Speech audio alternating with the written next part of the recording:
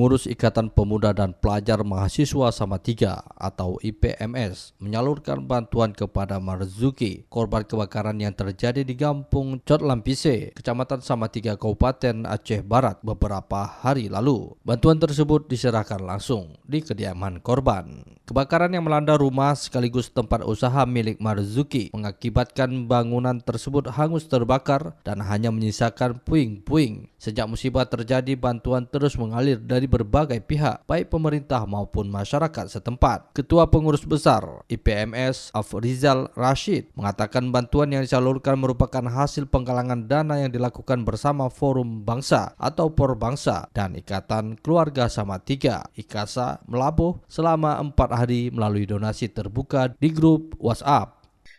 Alhamdulillah hari ini sudah terkumpul dan hari ini sudah kita salurkan bantuan yang berasal dari tokoh masyarakat Salatiga, baik itu yang ada di Salatiga, di Melabuh, di Banda Aceh, dan juga dari simpatisan komunitas Salatiga.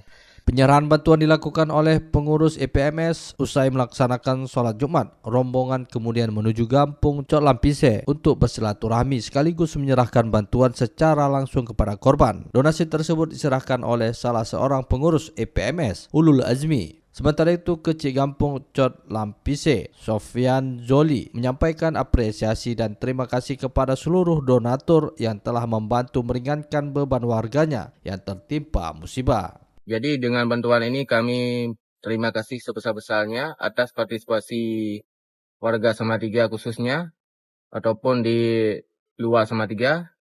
Dengan ini kami ucapkan terima kasih sebesar-besarnya.